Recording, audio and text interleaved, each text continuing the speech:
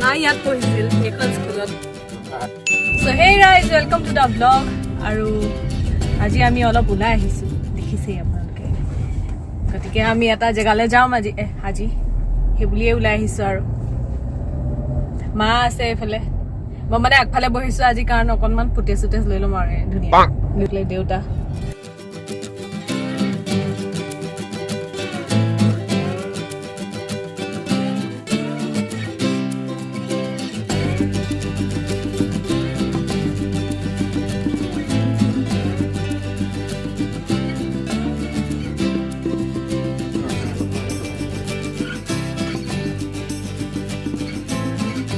মা ইয়াত পঢ়িছিল এইখন স্কুলত জনতা হায়াৰ ছেকেণ্ডাৰী আৰু মই এফালে দিয়ে টিউচন আহিছিলো আগতে এতিয়াহে দূৰ দূৰ লাগে তেতিয়াতো আহি থাকো ন ওচৰে কিবা স্মৃতি মানে ৰাস্তাবোৰে মোৰ এতিয়া পাজল লাগি গ'ল বহুত উন্নত হ'ল আগৰ উন্নতটো হ'ল আৰু পুৰি ঘৰ এয়া আছিলে ইহঁতৰ ঘৰলৈ চাইকেল কৰি কৰি আহোঁ চম্পা ওচৰলৈ বিষ্ণুপ্ৰিয়া ভনী আমাৰ দেউতা একদম সিহঁতৰ একদম পুৰা হেৰি আছিলে আৰু এইখিনি এৰিয়াত গোটেই চাহপাত বাগান দেখিছানে ৰাংচালি ইয়াকে কয় ৰাংচালি বুলি কয় এইটো জেগা আৰম্ভ হ'ব আমাৰ পুখুৰী ৰাংচালি এফালে হেৰিলৈকে থানালৈ গৈছে বিহালী থানালৈ এইটো ৰাস্তাত বিহালী থানা যায় তো আমি পাৰ হৈ আহিলো আৰু গোটেই চাহ বাগান এইফালে দেখো চাহ বাগান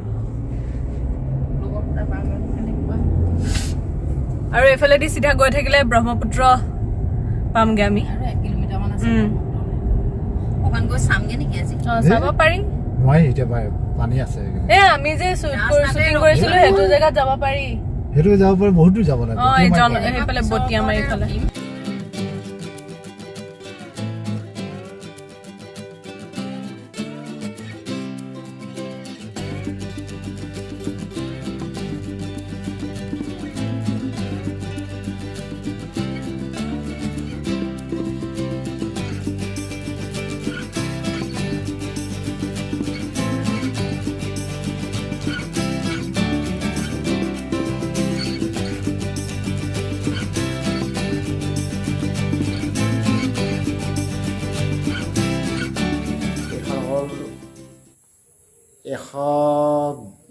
বিশ 22 বছৰে হ'ল এতিয়া 22 বছৰ পুৰণা মন্দিৰ মন্দিৰ স্থাপন আৰু এইটো আমাৰ যিজন গুৰুজনে মানে ইয়াত মন্দিৰটো বনাইছিলে নহয় সেইজন গৈ আকৌ গুজৰাটৰ 17 তাৰিখে আৰু হ'ল সেইজনৰ স্মৃতি আগৰ মূৰ্তি এখন যে আছে সেইজনৰে এই মন্দিৰটো আগতে এই জেগাতে আছিলে নে এই তাৰ আগত বেলেগ জেগাত আছিলে এই মন্দিৰ তেওঁ যেতিয়া প্ৰতিষ্ঠা কৰিছিল তেতিয়া ইয়াত নাছিলে মই তাকে আমিও ইয়াৰে ছোৱালী যে এই চাপৰিৰ মাজত পৰে এইটো চাপৰিৰ মাজত আছিলে এতিয়া নদী মানে গাঁও আছিল যে আগত পুৰণা সেইকাৰণে তাৰ পৰা উঠাই আনি ইয়াত বনাইছে এতিয়া এইবিলাক নদীয়ে লৈ গ'ল চব গাঁৱে লৈ গ'ল এইটো ইয়াত কমিটি আছে ন কমিটি আছে কোন আছে আৰু আপোনালোকে ইয়াত গায়ো পুহিছে মানে আমাৰ ইয়াত হেৰি কৰ্মা গোসাঁই আছে এজন তাৰপাছত পূজাৰী এজন আৰু ৰান্ধনী এজন এই গোৱালা দুজন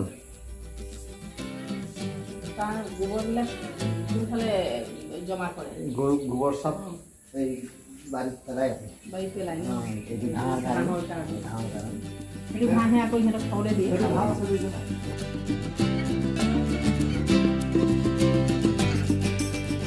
খুব ধুনীয়া পৰিৱেশ ৰাইজ কেনেকুৱা লাগিছে আহি ইয়াতে তেওঁলোকে খেতিও কৰিছে খুব ধুনীয়া আগতে এইখিনি গোটেই ফিল্ড আছিলে মানে নতুনকৈ স্থাপন কৰাৰ পিছত এতিয়া তেওঁলোকে খেতি কৰিছে ইয়াতে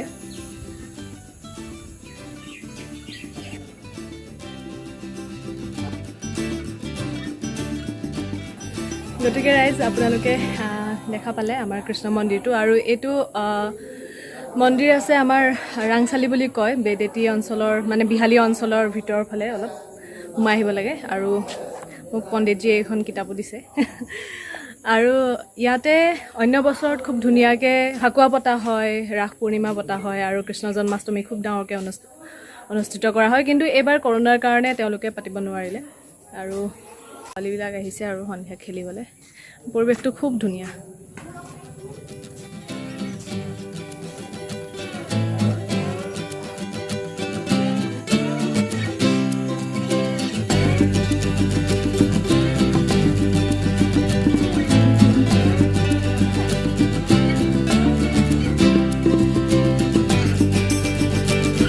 আমি ঘৰলৈ উভতিছো আৰু সন্ধিয়াও হৈ আহিলে। একে সন্ধিয়া আমি মানে পিছবেলা আহিছিলোতো, এতিয়া সন্ধিয়াও হৈ আহিলে। আৰু কেনেকুৱা লাগিল? ভাল লাগিলে আজি সঁচাকৈ। মইতো আহিছো আগতে বাৰু, মই আগতে আহিছো যদিও মানে এনেধৰণে ভিতৰত সোমাই চোৱা নাছিলো। তুমি সম্পূৰ্ণ মন্দিৰটো বনাই লোৱা আৰু সম্পূৰ্ণ নাই অহা নাই তেতিয়া। আমি আহিছিলো ন মা যোৱাবাৰ। আমি যেতিয়া অপেনিং কৰিছে তেতিয়া মানে প্ৰত্যেক বছৰে একে ভাগৱত পাঠ হয় ন? প্ৰত্যেক বছৰে নহয় জানো? নহয়, যোৱা বছৰ হৈছে নহয় ভাগৱত পাঠ হ'ব, কৃষ্ণৰ জন্মাষ্টমী হয়, খুব ডাঙৰকে মানে অনুষ্ঠিত কৰা হয়। চব হোলী পতা হয়, মই যেনেকে অথনি ক'লো, ফাকু উৎসৱ পাতে, নন্দ উৎসৱো পাতে ইয়াত। গতিকে দিনকাল ভাল থাকিলে খুব ভালকে এদিন দেখুৱাম আপোনালোকক। মানে যেতিয়া কৰোণা শেষ হ'ব আৰু তেতিয়া আপোনালোকক মই ভালকে দেখুৱাম কেনেকৈ ইয়াত এনজয় কৰা হয়। চ' ৰাইজ, ভিডিঅ'টো কেনেকুৱা পালে জনাব। প্ৰথমবাৰ ক'ৰবাত ওলাই আহিছোঁ মানে বহুত দিনৰ মূৰত, গতিকে ভিডিঅ'টো কেনেকুৱা পালে জনাব। ভাল লাগিলে তেতিয়াহ'লে ছাবস্ক্ৰাইব কৰি দিব, লাইক কৰি দিব আৰু শ্বেয়াৰ কৰিব লগৰ পৰিয়ালৰ লগত দেই। আৰু গতিকে আজি ভিডিঅ'টো ইমানতে সমাপ্ত কৰিছোঁ। তেতিয়ালৈকে ভালকৈ থাকক, সুস্থ থাকক, খাই বৈ থাকক আৰু এনজয় কৰক আৰু অকণ ঘূৰক। তেতিয়া মানে মাইণ্ডটো ৰিফ্ৰেছ হৈ যায় ন। আৰু তেতিয়াহ'লে লগ পাই আছোঁ কাইলৈ এটা নতুন ভ্লগত। বাই বাই আজিলৈ।